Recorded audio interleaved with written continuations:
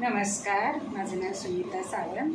आपल्या सर्वांचं माझ्या चॅनलमध्ये स्वागत आहे. तर आयुष्यामध्ये लोक काय म्हणतील याचा कधीही विचार करायचा नाही, कारण मी माझ्या जीवनाच्या अनुभवावरून सांगते.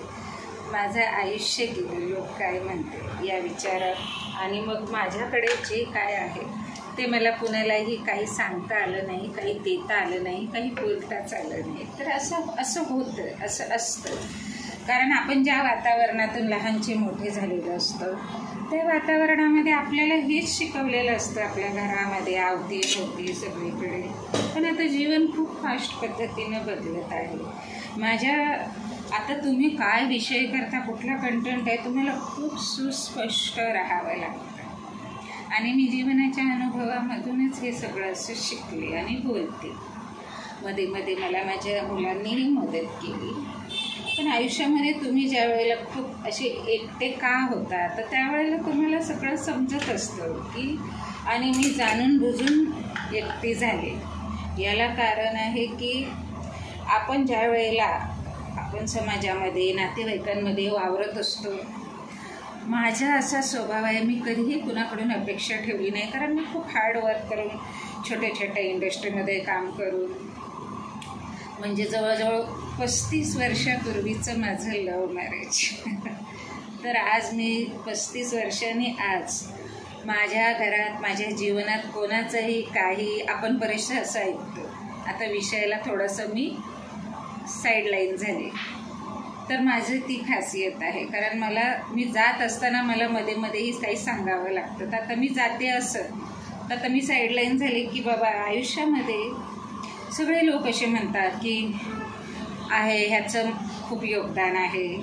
मला ज्या वेळेला मी असा काही गाढवपणा म्हणा किंवा असं काही केलं असं, तर मला या नातेवाईकांनी मदत केली, मला या काकांनी मदत केली, या मामांनी केली, किंवा कोण म्हणतं मला या मित्रांना मदत केली. तर प्रत्येकाच्या आयुष्यात कोणी ना कोणी मदत केलेली असतं असं आपण ऐकतो, तर ते सांगत असतं.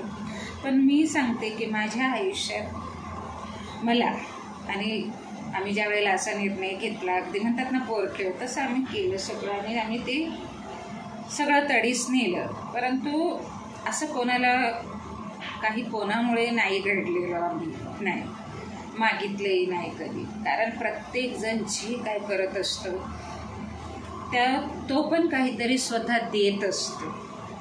तोही त्याचं जीवन दुसऱ्यांना देत असतो, मग त्याला काहीतरी लाभ मिळत असतो. तर आयुष्यामध्ये हे असं सगळं झालेलं आहे की आपण ज्या वेळेला असं काही बोलतो करतो, तर मागे पुढे सगळा विचार करून. आमचा जमाना तसा होता, आता खूप फास्ट जमाना आहे. आता तुम्हाला खूप क्लिअर राहावं लागतं, आणि हे मला अतिशय चांगलं पटायला लागलं की आम्ही काही गोष्टीने असे क्लिअर राहिलो असतो तर आज आम्ही सुद्धा अनेक नातेवाईकांमध्ये कारण कसं असतं, आता कसं असतं की आपण अशी एक सवय करून देतो की हे घे 50,000 रुपये, नंतर आपण त्या पैशाची कधी मिळेल अशी अपेक्षाच करत नसतो. आपल्या नात्यामध्ये, घरात नाही, घरात पती पत्नी म्हणा, त्या नात्यातल्या लोकांना काही देवाणघेवाणचं रिटर्न नसतं. परंतु एखादा भाऊ आहे, तर त्या भाऊ आपल्याला काही पैसे मागतोय, पण तो फक्त घेतोय आणि घेतच राहतोय, आणि आपणही वेड्यासारखं देत राहतोय. तर असं म्हणजे आपल्या वसुधैव कुटुंबकम हे मोठ्या हुशारीनं आपण सगळ्यांना सांगतो. पण ज्या वेळेला आपण असं पाश्चात्य लोकांकडे बघतो, तर त्यांचा हा गुण आपल्या त्या काळच्या थोर विचारवंतांनी उचलला, निदान मला तरी असं वाटतंय. आणि म्हणून त्यांनी समाजात खूप सारे असे क्रांतिकारी निर्णय घेण्याचं धाडस दाखवलं की जुन्या रूढीवादीमध्ये ते थांबले नाही, आणि म्हणून मग ते मोठे मोठे असे घडले थोर विचारवंत, थोर समाजसेवक, की ज्यांनी खूप साऱ्या अशा ज्या जुनाट अशा की जे काय मानवतेला असं धरूनच नसतात अशा गोष्टी म्हणजे व्यवहारिक बनवलं. तर आता पण आपल्या मुलांकडून म्हणा किंवा, तर आता आपण पण गोतावळा खूप जगतो, पण भूत तिथे म्हणतात ना, शिते तिथे भूते खूप असतं. म्हणून काय आपण एकदमच एकटं राहून चालायचं नसतं. पण आता कसं असतं की असे त्याला काही इतरही दुसरे काही कारणं असतात की तुम्ही जर अगदीच आंतरजातीय विवाह केला, तुम्ही अशा काही गोष्टी केल्या, तर ते तुम्हाला केवळ पैशाच्या गरजेपुरतंच तुमच्या जवळ असतात आणि त्याच्यात मग तुमचा जो खरा तुमचं जीवनसाथी किंवा तुम्ही ज्याच्याशी निगडीत असता, इथे फक्त काही जीवनसाथीच नाही आहे, ज्या गोष्टीमुळे तुम्ही असे निर्णय घेतलेले असतात तर त्या गोष्टीमध्ये जे तुम्हाला सहकार्य करणारे जर दूर गेले किंवा त्यांचं आकस्मिक निधन किंवा असं काही असं असतात, पण एखाद्याचं चांगलं चाललेलं कोणाला बघवत नसतं. नाही, हा जमाना फार वाईट आहे.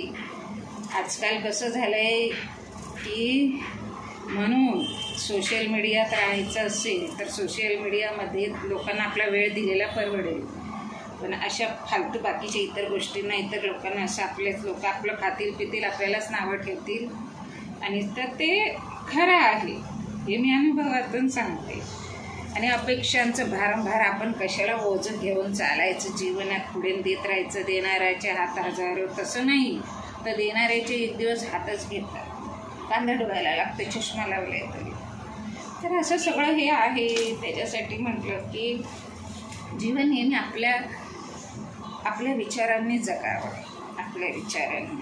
कोण काय म्हणेल याचा कधीही विचार करायचा नाही. कोण काय म्हणेल याचा जर विचार करत बसले असते तर आज मनुष्याने एवढी प्रगती केली नसती. तर अशीच पाहत राहा, लाईक करत राहा. धन्यवाद. Thank you for watching.